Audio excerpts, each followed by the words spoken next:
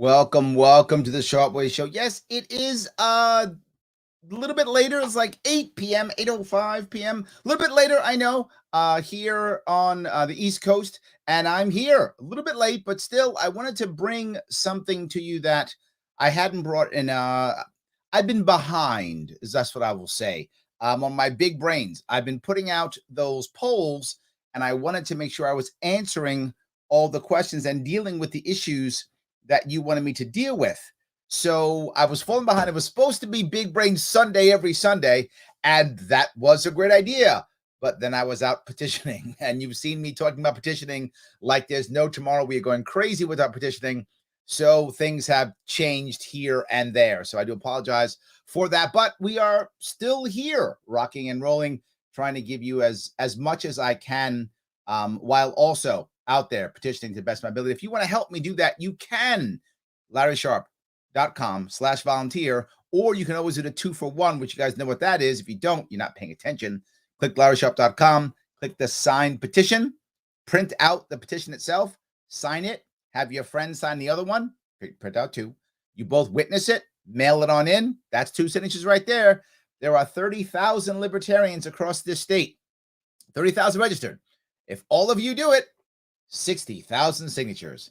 I don't think you're all going to do it. But if you do, that will be amazing. So let's hope that all of you will do so. But you don't have to do that if you don't want to. You could instead donate if you want to. That's fine. Donate works. LarrySharpe.com/donate. And of course, you can do something else. You might notice, Larry, that is a very cool shirt you are wearing. Well, why? Yes, it is. You could have one yourself if you want to. Head over to LarrySharpe.com/shop and you can pick one up for yourself. You can also pick up a cool mug. This one, though, is the Sharpe Way mug. Nice Sharpe Way show, yes. But also, you can pick up this one if you want to do instead. Larry Sharpe for governor, even cooler. All the cool merch you want. But no matter what you do, please like, comment, and share. I bug you every time because it does matter. It's how we get past the algorithms. That's how we grow. So please do that. So I wanted to cover a couple of issues if I could. The first one that I wanted to cover, we did a poll talking about how do we prevent subway shootings. And we had the option of a subway TSA, gun control, or conceal carry. And conceal carry won without even, I should know my audience. But yes, conceal carry won, not even close, devastated all the rest. But I do want to cover quickly the other two, and we brought them up because subway TSA is kind of what Eric Adams, the mayor of New York, is thinking about now. And you might laugh and go, Larry, you stupid New York City people, you and your stuff. What do I care? If New York City subway creates a TSA, if it does, it's coming to your near city. Whatever city you're near or in, it's coming. You can guarantee, I will bet you any amount of money you want. TSA is still from 9/11, we still have TSA. It was useless after 9/11, and it's useless now. It's totally useless. It just makes things worse. To be forward, the TSA commits more crimes than it prevents. I'm not joking. I'm not making that up. That's literally, you can research it. They commit more felonies against us than crimes they stop. So they literally hurt us. They're not neutral. They are actively harmful. So that we pay them lots of money. We waste tons of time so they can harm us. That is what the current TSA is. And New York City is looking at, metal detectors in the subways. Wow, is that dumb? Cops on every train. Wow, is that dumb? We're actually considering that. Terrible idea. We're considering it. But the other thing we're doing now is gun control. And here's how we're dealing with it.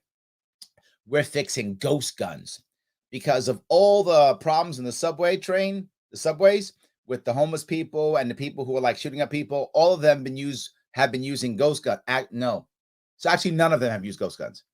Not one. Donut. They've used hammers, knives, human feces, shoving people, so their arms, and guns that have been purchased legally and smuggled into New York or bought illegally on the black market.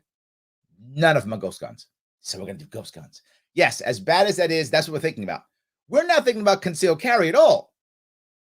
At all.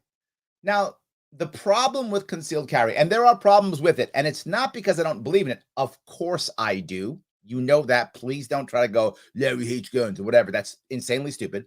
Of course it's not true. The problem is the cultural issues in New York City. It isn't the logical issues. This is an emotional issue. And I'll give you a story I will often tell. I was in Oklahoma years ago raising money for someone in Oklahoma, and I was in someone's house. It was a home spot. People get together and they talk, and we raise money for a candidate. And I was helping to raise money for a candidate in Oklahoma, of course, libertarian candidate. And someone took a picture. And for those of you who don't know, you can imagine at least, Oklahoma's gun laws are far more, I'll use the right word, liberal, if that makes any sense. Some of you I know just got triggered by me saying that, but they are far more liberal, meaning that it's much easier and natural and normal. And the culture in Oklahoma is also more natural, more normal for people to carry. That's not in New York City, it's kind of a crazy thing in New York City, unless you're a cop. Oklahoma, whatevs. So there were many people who were carrying. I'm sure some were concealed. I couldn't see all of them. So I'm sure some were concealed, some weren't. So someone took a picture and you could see some people who had firearms. And I come back and, there's pictures on the internet, or I have pictures on my phone. And someone says, "Oh my God, is that a gun?" One of my friends here. I'm like, "Yeah." "Oh my God, it's like more than one gun." "Yeah." "Weren't you afraid?" "Why? I'm in the safest place I could possibly be, surrounded by friends of mine, and they're all armed. Oh my God. If someone wants to come in and hurt me or steal something, they're going to have a bad night. They're really going to wish they came to a different house, right? I'm in the safest place I could be, surrounded by friends who are all armed. I might as well be a baby in my crib with my mama. There's literally no place safer than that. And people here were like, "Oh my God, weren't you scared?" Yeah, I thought the guns might jump out of their holsters and shoot people randomly, I guess. But I tell you that story so that when you see me give some people pushback to going right to concealed carry or right to constitutional carry, whatever you might want in New York State, I tell you that because there is going to be cultural, emotional pushback that we have to deal with. So when I talk about the Second Amendment, particularly in the cities, upstate New York, rural areas, not as bad. Some of the cities are Rochester, still very anti-gun, but generally speaking, rural areas, upstate, it's just not. You can have the conversation very easily. In the city, New York City, tough to have the conversation. So I often bring it up in this type of environment, meaning violence in the streets or in the subways or in the bad neighborhoods. I talk about a firearm being an equalizer, right? And if you look at gang violence, and this is a serious thing for those of you who've been part of the gang violence or the black market, what happens when you see 2 or 3 guys who you think might be thugs, might be gang members? You think they might be gangbangers. You're like, are they or not? Do you mess with them? You think to yourself, this is a true thing. Okay, are they with a crew? Whose crew are they with? If I'm unsure of the repercussions of my actions, do I mess with those guys? Because those guys might be part of this crew. I mess with them, I'm getting repercussions. You know what? Let me just walk on. Or the reverse, it's gang violence. Let me go take those guys out, right? Depending upon where I am, what's happening in my world. But I take into account before I make the attack or the assault what those repercussions might be. That's a real thing. That happens. If you ever hear or see it, very often people will announce who they are or what crew they're with openly. When you say something, you bump into them and they go, "You know who I'm with? I'm with so-and-so. You know what I do? You know what I rep?" But they will announce it. Now, do you believe them or not? You believe them? You might go, "You know what? Good. I'm going to take you out now because you're my enemy." Or, "You know what? I don't want repercussions. I'm going to walk away." Now, why would I say that? Because the people who are doing bad things are either gangbanger thugs or people who have some kind of illness or problem. One of those two. In both cases, they think. How do I know that? Look at gang violence. Those who've been involved, and then look at all the time you find people have mental illness or addiction problems. And when they're attacking people, they're never attacking people who are physically large. They're always attacking people who are physically small. Why is there so much attacks on Asian communities in New York State? Because in New York State, they believe that an older, elderly woman is an easy target. They believe there'll be no repercussions. So they can shove her, hit her, do whatever they want. That's what they often do. It's usually a woman with children. A woman with children will do whatever you say to protect her children. Doesn't matter what it is. She will take everything. I will not fight back. Don't hurt my kids. Take everything. They know that. So they do it. But imagine if we actually had concealed carry in New York City. Imagine if that happened. They're going, "Larry, you want to arm all the old people?" No. You want to arm everybody? No. I want to allow those who want to arm themselves to do so. If that's 1% or 99%, I'm not concerned about that, but there might be. And just let one day, one time, one elderly gentleman who's getting accosted by two thugs draw down and put a bullet in one of them. The other one runs away because he wasn't expecting it, so he runs off. One guy gets shot, the other one runs off. That happens one time. Now the thugs start thinking, is that guy, is he packing? I don't know. Maybe I don't want to beat up the old man anymore. Maybe I don't want to try to attack that old lady because she might put a bullet in me.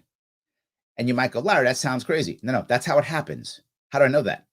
Because the big guys aren't being attacked here. That's why. It's not happening.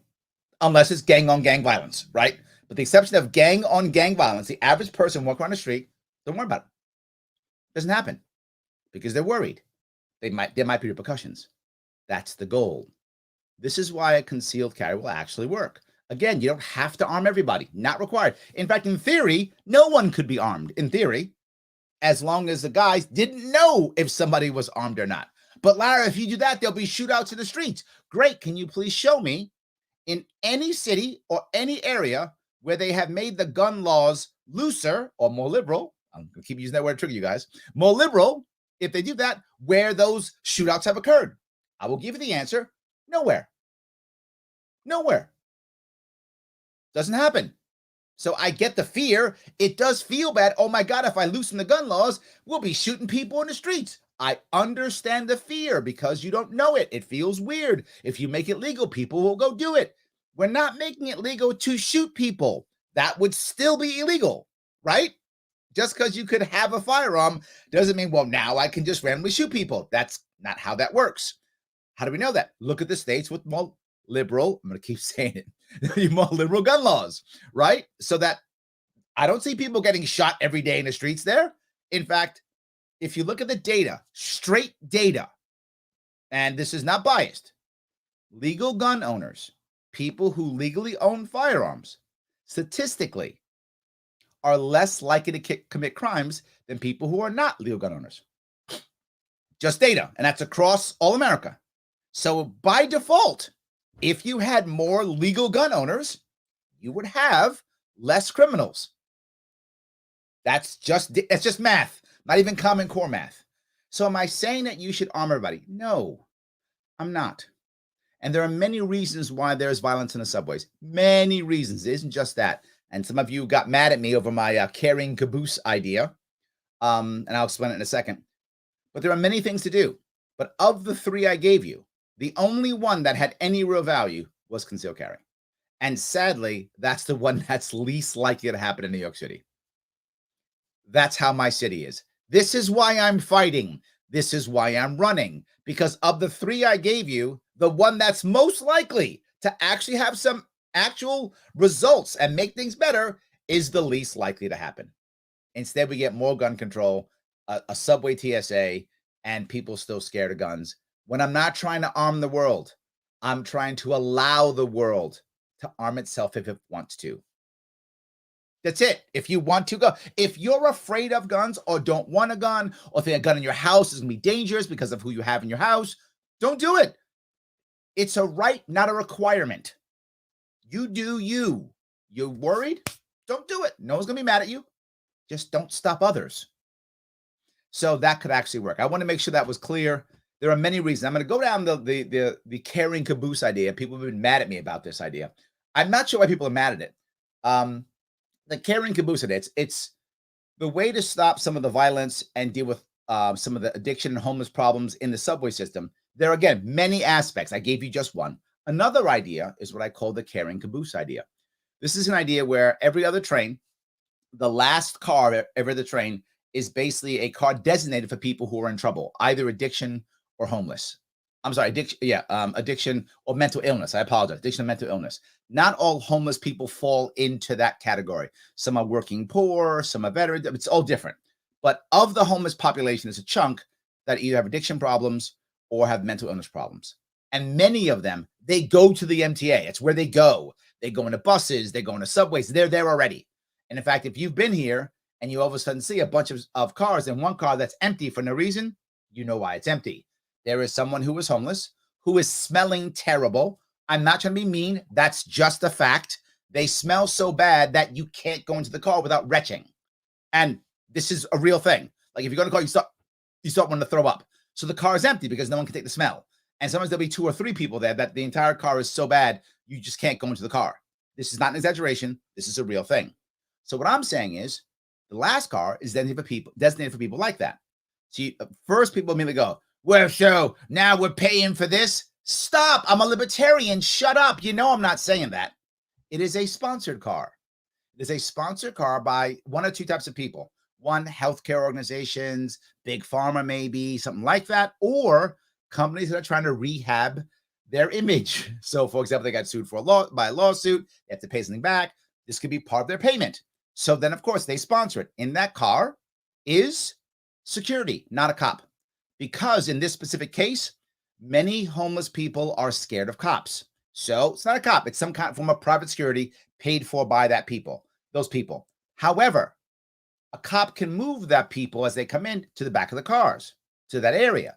Because right now there's a couple options. They physically grab and put them in jail, option 1. Number 2, they leave them there to harass others, to literally push them in front of other cars, hit them with hammers, smash them with feces. That stuff really happens. To do all of those things, or you leave them there. And now we have a worse problem in the subway. People don't go on the subway. So you find a place for them. You have security there and social workers who want to help. And there are literally thousands of them in the city who would love to help and then get paid for. They can get paid by the sponsor to assist. You get some Wi-Fi in there, which we should have had forever in a train station. And now people in trouble can go there. Are they going to get sleep? Maybe get washed up? You can have a changing station there if you want to. Whatever's going to work. Whatever social workers and those companies believe is going to help the people in there, they can go there. Done. Now, another response is, well, Larry, that's what shelters are for.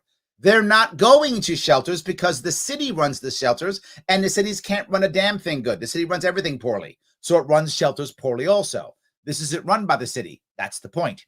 It's run by a private company that has to rehab its image. So it has to have some kind of success story. That's why you make the carrying caboose idea. That's the carrying caboose idea. Not paying any extra dollars. The people are there anyway. Service them where they are. Get them some help. Maybe allow them to change their clothes so they don't smell so bad. You could put portable showers there, even something like that. All that stuff could be done. All possible. All possible if you allow people to do it. That can be done. That is my carrying caboose idea. And that's the concept we want to work on to make things better in the New York City subways. I have one more thing I want to bring up, but I will cover a bunch of your comments now if I could. And I know some of you are going to be upset about my carrying caboose idea. Some of you don't like it for some reason. Please show me another idea. I'm happy if I'm wrong, but I will cover one more. Let me grab a couple comments if I could. So, all righty. Let's see here. Joe says, what polls? I put them on the Twitter and Facebook is where I put them. Yes. Twitter and Facebook. And Joe says petitions first. Yes, you are correct. Yes, we must prioritize, Joe. Petitions first. Yes, but also polls. But petitions first. Yes, absolutely.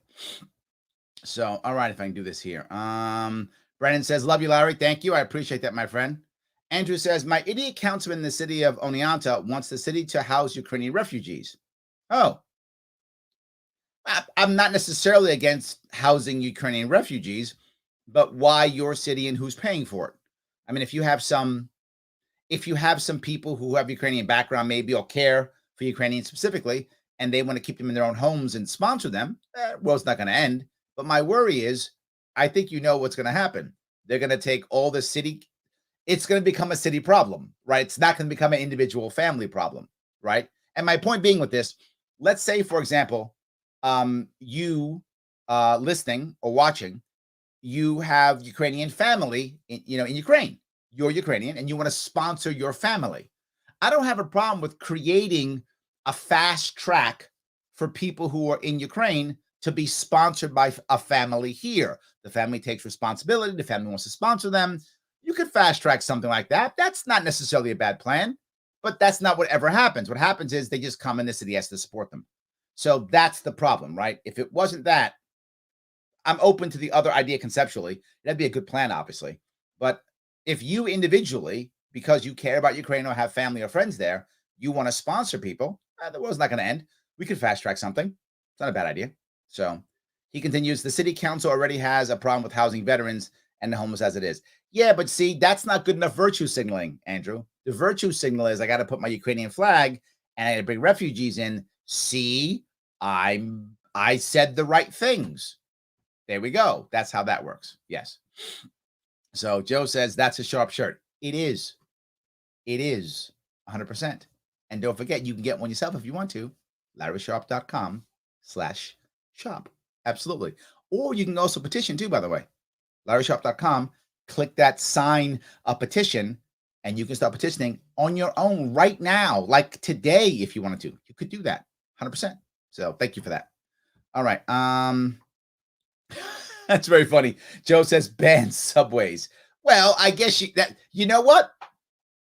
If you ban the subway, there would probably be less violence in the subway. That probably would happen, but maybe not. And you might go, what? Yeah. If you ban the subway, Joe, then the people who legally would normally go on the subway would stop going. But that would still be a place for the homeless to go when it's cold outside or when it's raining. So homeless and mentally ill people, they aren't always the same. Often they are, but they aren't always the same, would go there anyway. So when they'd go there, there'd be no cops, no people. There might be still violence, if not more violence. Who knows? Black market might open up down there. So, prohibition always works. Yes, always works. Absolutely. So Christine says, hi, Larry, listening from the Ozarks. Awesome. Thank you so much. I appreciate that. Yes, I love that. All righty. Let's see if I can do this here. Abella says, John Thurman. Oh, John Thurman. Okay, so I'm talking to someone else, not me. There we go. Sorry. There we go. All right. Let's see if I can keep going down here. A couple more. Joel says, TSA is a huge waste. They fail testing a huge amount of time. Yes, they are ineffective. They don't solve crimes, and they actually perpetrate crimes on us. Yes, 100%. Jennifer says, but Larry, don't they keep us safe? What about this? Yes. I'm going to tell you why I am so against things like red flag laws, so against the TSA, because you know what has never stopped a terrorist attack? Security. You know what has stopped terrorist attacks? A vigilant population. Constantly. I don't mean the ones that the FBI makes up, because the FBI makes up shit. We know that, right? Not the stuff like real people trying to do bad things. Not FBI entrapping people, which is the norm, right? Most of these attacks are FBI entrapping people. I don't care if someone says that. That's true. That's most of them is them making stuff up. But real people trying to hurt people, that's a vigilant population. In New York, we have the saying in New York City. New York City, we say, if you see something, say something. It's everywhere. It is everywhere. We see it on like train stations. We see it in bus stops, on buses. We see it all over the place. And New Yorkers do it. If we see something out of the ordinary, we call up. Hey, why is that guy there? Why is that box there? Why is that? We do it all the time. And that actually has stopped. We've actually stopped people doing bad things by people saying something. That actually works. Well, that's what red flag laws are for. We don't have red flag laws for that in New York City, and somehow it still works. But once you create red flag laws, you know what happens? Then it becomes the requirement of everyone to do so. And then people start using the law to punish others. That's what actually happens. Oh, Jennifer, you, stole my parking spot. Think you're a terrorist. I'm calling you up because red flag laws. I'm not making that up. That's also true. That kind of stuff happens constantly. So no red flag laws, just vigilant population, people who locally care about their area. And guess what? Stuff doesn't happen. And by the way, that actually worked even for 9/11. Some of you may not know this, but the pilots of 9/11, they had to learn how to fly. They didn't know how to fly. They came from Saudi Arabia. They didn't know how to fly. So they went to, it's a true story. They went to, pilots and started learning how to fly. And they didn't want to learn how to land. Not making this up. They did not want to learn how to land. And so the pilots are like, the teachers are like, this is weird. So they call the FBI and they're like, hey, this is weird. These 3 dudes from Saudi Arabia, they come here, they want to know how to fly, but they don't care about landing. Like, they don't care. It's super weird. FBI was like, whatevs, 9/11. This is real. So the law enforcement screwed that up. The individual people saw something weird. Why you learn how to fly? You don't care about landing? That's kind of important part of flying. So they thought something was wrong. They called the FBI. FBI goes, whatever. Click. 9/11. That's real. So they don't keep us safe. We keep us safe, which goes on with the concealed carry piece. They're connected. Absolutely. So Sarah says, homeless on the subways has been one of my favorite ideas. I've shared it with many others. Thank you for it. Oh, thank you, Sarah. I appreciate that. I'm just, it isn't perfect. Don't get me wrong. There are flaws with it, but it's way better than what we have now, right? It's better than what we have now. And I want to make things better. That's the issue. I want to make things better. So Michael says, can you fix New York bit license laws? It's hurting crypto in the rest of the U.S. 100% yes. And I mean, we will immediately end the bit license. The bit license should not exist. It is a stupid idea. For those who don't know, a guy named Lawsky made that. That's his name. Lawsky ran our financial department here in New York State. And brilliant. He did stuff that's brilliant. Totally legal and totally unethical. What Lawsky did is he said, you know what? We have to figure out how to deal with this Bitcoin thing. I'll make a very complex, convoluted bit licensing process that no one will actually get. And he created this maze. Then he said, oh, by the way, Cuomo, I quit. I'm going to become a consultant. He's like, consultant what? Oh, how to get through the bit license. I'm not joking. So now if you want a bit license in New York, you got to pay Lawsky a consulting fee so he can walk you through it. Brilliant. Totally legal and brilliant and totally unethical. And that's what he did because New York State is good that way. When it comes to corruption, I mean, you're going to have to fight to beat New York when it comes to grifting like that. We're really good at that. We're really good at that is all I'm saying. So, yes, I will absolutely end that. You are absolutely correct. 100%. Yes. So, Eric says all the cities, no problems in the country. It is, Eric, but the problem is those problems will come out to you eventually. And the people in the city, they outvote you because there's so many of them, right? There's so many people in the cities. So, Eric, I get what you're saying. I hear it all the time, but we got to keep going. We got to keep going. We got to make some changes. Yes, absolutely. So, all right. Let's see here.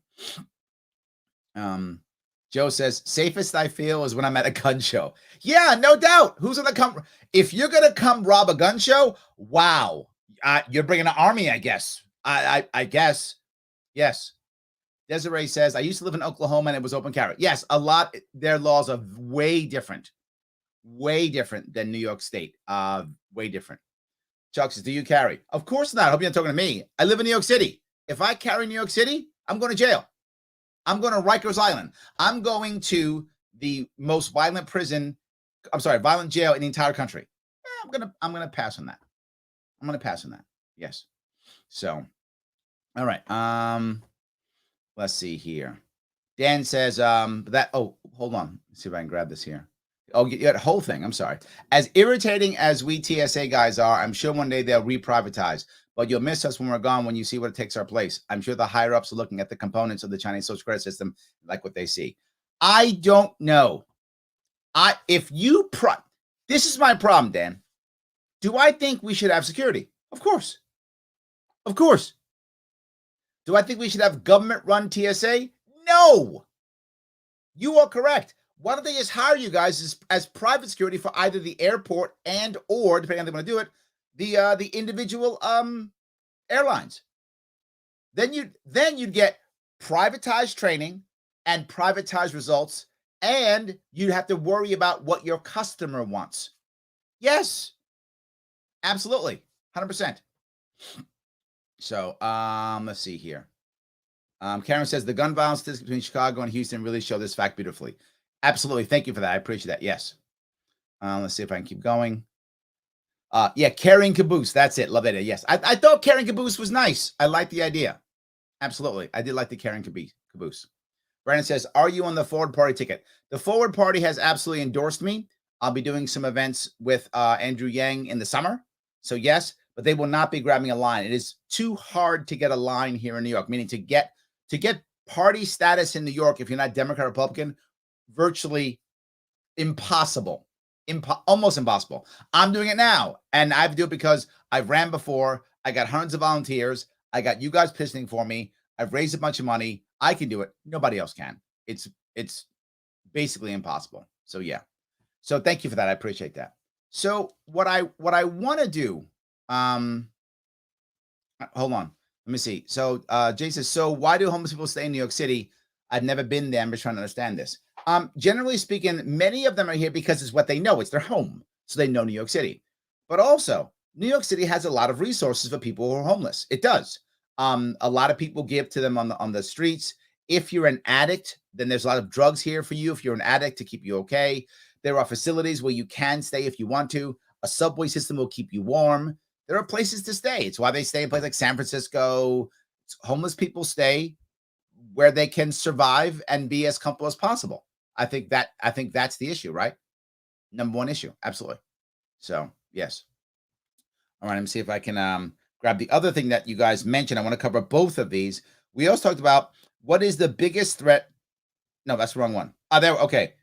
What is the biggest issue for historically disadvantaged communities? And what one was affordable housing, over policing and systemic racism. And the issue I thought with that one is they were kind of, they're kind of similar, meaning that a lot of the systemic issues are from over policing and reversed, and affordable housing the same way. So a lot of that is systemic. I think that's true, right? A lot of that is overlaps. But I'll cover the affordable housing piece more than anything else. If you want to have more affordable housing, there are several things you have to do. The first one is you want to change the mindset away from renting to owning. And that is very hard to do, particularly for the youth. Many of the youth can't even imagine owning a home anymore because it's been so out of their reach. They only know how to pay rent. They think about a monthly fee for everything, for their Netflix or for their, Hulu or whatever the case may be. They think about, monthly fees for everything. It is difficult, right, to get the youth to start thinking that way. But that's the first step, thinking about an ownership mindset. That is not the only thing, of course not, but it's the concept of thinking that way. And then when you're trying to make affordable housing, how do you make that the same way? How do you make that with an ownership mindset? We don't. We make the idea of affordable housing as cheap renting, right? That's what almost everyone thinks. Cheap renting. That's it, right? We got to find cheap places for people to rent. And that's not a bad thing. I'm not against cheap places to rent. I'm not at all. But what I want you to consider is, can we make it easier for people to buy? I'm going to give you several ideas for this. One of the simplest ones is turn public housing into rent to own. Very simply, public housing into rent to own.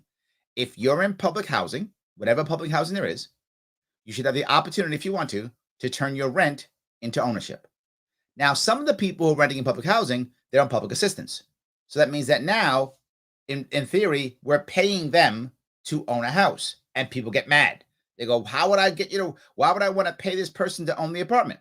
Because you have two choices. Choice one, pay their rent forever, option one, or pay their rent, give them an ownership mindset, make them responsible, and see how many of them will change their life around because now they have some ownership in this. Now you might go, but Larry, a bunch of people might just destroy the place. They might. That's possible. But here's what I know, what I'm sure the data shows. A chunk of people, once it is theirs, will change their mindset and they will go, you know what?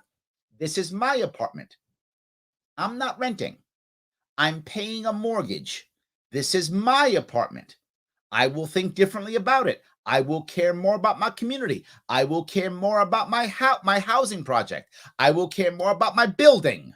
I will care more about that because now that's my pocket. Now I care about where the property value goes up. Now gentrification, not necessarily a bad thing because I'm now an owner. So if the property value goes up, I now have that. I can now borrow against my equity. I begin to think that way. This is a longer term solution, but it's a big chunk. Getting that to happen and to move all of a sudden into rent to own. That style is going to help over the long run. In fact, that should help within the first couple of years. Some people it won't, as always, but some people it will. And as they begin to do that, others will watch and go, Jenny owns that home. Maybe I should apply this rent to own thing. Maybe I should own my home too. Maybe we should all own this thing. That will begin to happen. And that's what I want. You will care a whole lot more. You'll vote. You'll care about how you're policed. You'll care about all types of things. How do you know that? Look at neighborhoods where everyone owns versus look at neighborhoods where everyone rents. Just look at the data. Again, it's there. More people to own, the better. But that's not enough. That's one piece. All of these projects have multiple pieces, right? That's one piece. Second piece, encourage developers to do the same. So encourage developers. How do you encourage developers? Most people in today's world who are developing, some of you may know this, some of you don't, is permanent capital, right? Private capital. They want in, they want out. Good. Give them a benefit if they do rent to own. What's the benefit? When they sell the property, no capital gains tax. It's not taxable. If you make it rent to own, if you make it affordable so that people can buy it from you, you get your money up front, and the money you start getting from those people who are renting, and when you sell it, the same thing, you get the money tax-free. You split a tax haven. All permanent capital wants is tax havens. That's why they're doing it, to get tax havens. Good. You make a ballad, you're avoiding taxes. They're giving people homes, and they're dealing with the affordable. You want the wealthy. If you're on the left, you want the wealthy to pay for affordable housing. That's all you ever talk about. You want the wealthy to help the people who are working, poor, middle class. I'm giving you a way they'll do it without you having to fight them. It's what they want. Give it to them. And again, it changes the mindset. Then allow for the tiny house. What does that mean? Allow for the tiny house in every single city. That the tiny house is the idea that will help also homeless, working poor, and the youth. But Larry, we don't want tiny houses. It's not good. Have you seen what they're doing now in the cities? There are 4 or 5 or 6 people in one apartment. They're literally splitting up a living room to make that 2 bedrooms. I'm not joking. That's happening right now. But you don't like tiny houses? What's wrong with you? Understand what's happening right now in the cities. So change that. Allow for tiny houses and tiny apartments. A series of tiny apartments. Why? Do that with rent to own. You do that, you're now rotating people through an ownership mindset. But Larry, people don't like all these apartment buildings. Why? Because they're all renters. It's renting mentality. It destroys the property value of the area. But what if you're not doing that? What if you bring in a bunch of owners who you know are going to want to sell and resell, which will raise the property value? Oh my God, NIMBYism begins to go away. You want this to happen, you can make it happen. You can make the wealthy pay more. You can get people who want this stuff who want these in their neighborhoods because they'll start raising the property value, and they can be diverse and tell their friends how cool they are. So that will still work on top of it and change the mindset of many of our working poor and middle class in this country. I want the working poor to have not a renter's mentality, and many of them do. I want them to have an ownership mentality. So give it to them. We can do this. So you can deal with affordable housing. You can do it that way. The more you do it, the better. So I know I went a bit long on that one, but I hope that makes sense. I'm always telling you of actual ideas to fix things, not just, we got to give them housing. We've been giving them housing for decades. It hasn't worked. We need more affordable housing. We've been increasing affordable housing for decades. It doesn't work. The ideas I just gave you will work. How do you know that work? They actually did it already in London, and it works. They do it in Singapore. Well, Singapore, they force it, so it's not as cool. They do it in Singapore, but it's forced. They did it in London, not forced. It works both ways. I'm going to go with the not forced way. But in both cases, it actually works. You wind up getting a more diverse neighborhood without quotas, without fighting. Because what happens is it goes just basically on socioeconomic. So race becomes mixed because there's poor white people and poor black people and poor Hispanic people and poor Asian people. There's poor people all over the place. Doesn't matter what your race is.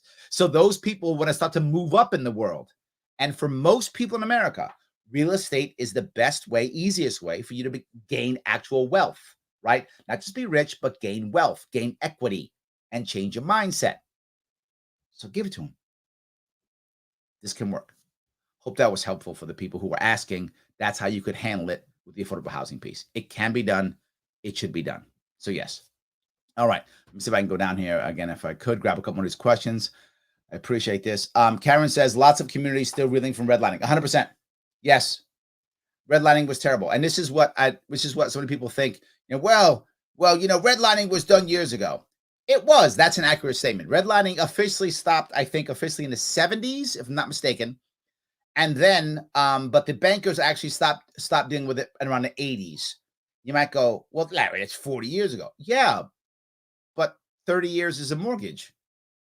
So people who were getting their homes in the 40s and 50s and 60s, they already had the homes, and they already had credit, and they already had wealth. Meanwhile, these neighborhoods have been renters and broken for 40 years.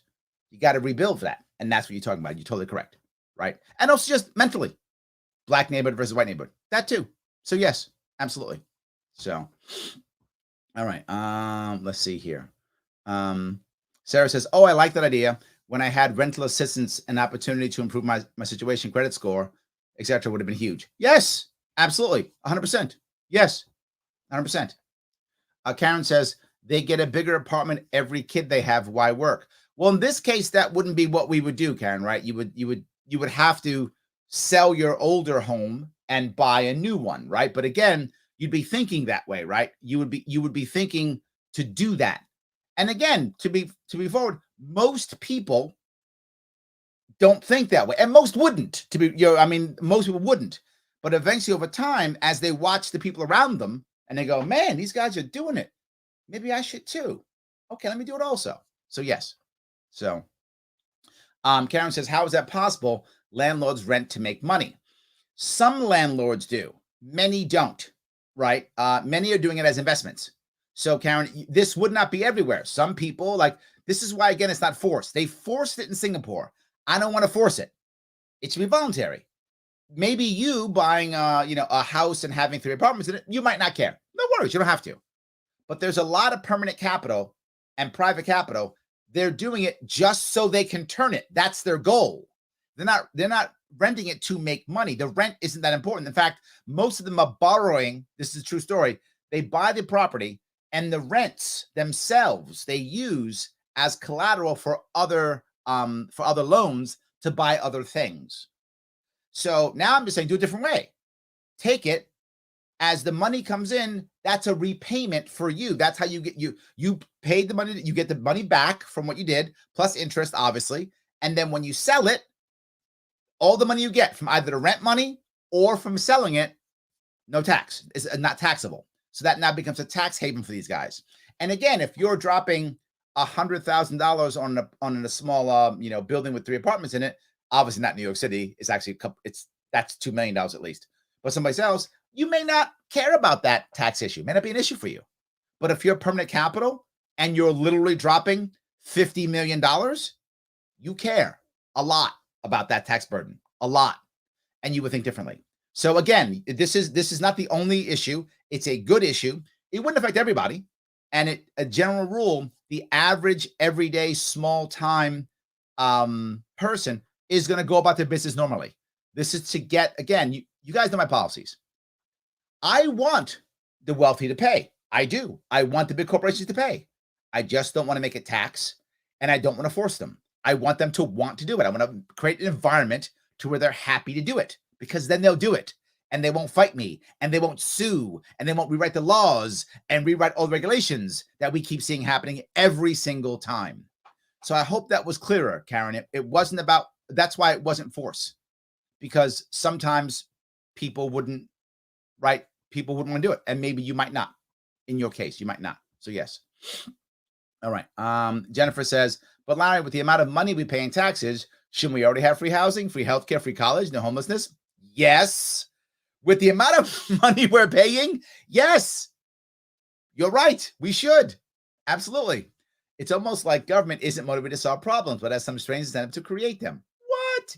Jennifer. No. Yes, no. So, all right. Karen says, where I live, a 4-bedroom house rents for 3 to 4K. That's amazing. Average mortgage payment is 2K. At least ownership accumulates equity. Yes, and that's my point, right? It's not a perfect plan, but it gets the mindset thinking, right? And so what also happens is I take some of this from my own thought process in when we were kids, right? When I was a kid. I grew up in the South Bronx, and we rented. We actually lived on Walton Avenue by Yankee Stadium, and we rented in an apartment complex, 6 stories high and 2 sides of a large building. That's where I grew up as a kid, and we didn't have a ownership mindset. We had a renter's mindset. But then my father, who was a DJ, wanted to build something in the apartment, and he actually wanted to build. This is back in the 70s, so he actually wanted to build like a place we have a reel to reel, and he was DJ and turntables and all that stuff. And he started to put this together in a house, and he started building it with wood. And then he realized this isn't mine. Like, they could throw us out at the end of the year or whatever, and things change. Huh. You know what? We should own some. And my mom was all about ownership, all about it. And eventually we worked hard so that we could own something. My dad had a part-time job as a DJ. My mom and I used to clean offices and clean houses. So my point is, when the mindset changes, and I saw the mindset in my own family. I saw it when I lived in what now they call the hood. When I was a kid, they called it the ghetto, right? But I saw the change in mindset. And the people had ownership mindset. Many of them were immigrants. There's a joke, and I actually did this when I was at Freedom Fest last year. I was with John McWhorter, and we were talking about the idea of the Jamaican family immigrant versus the Black family in Brooklyn, how they tease each other, right? How the Jamaican family's like, you got to have 3 jobs. And it's a stereotype. Obviously, people are people, but the stereotype is the Jamaican immigrant wants you to have 4 jobs and 3 jobs and work hard to buy something, own something. But the concept is a real concept. So I do think we have to start moving people towards an ownership mentality. I think over time, it really will help. So yes, I hope that was helpful at least. So, all righty, see if I can go here now. Karen says, you're giving these people way too much credit for logical thinking. My thought process here, Karen, is I think most people will not change a thing initially. I think you're right. Most won't, but some will. And as more do, people will change. There's always early adopters. This is why so many people want to force things. To your point, Karen, they want to force things because if you force it, people change quickly because you force them. But if you force them, do they really want to change? And is it change long-lasting?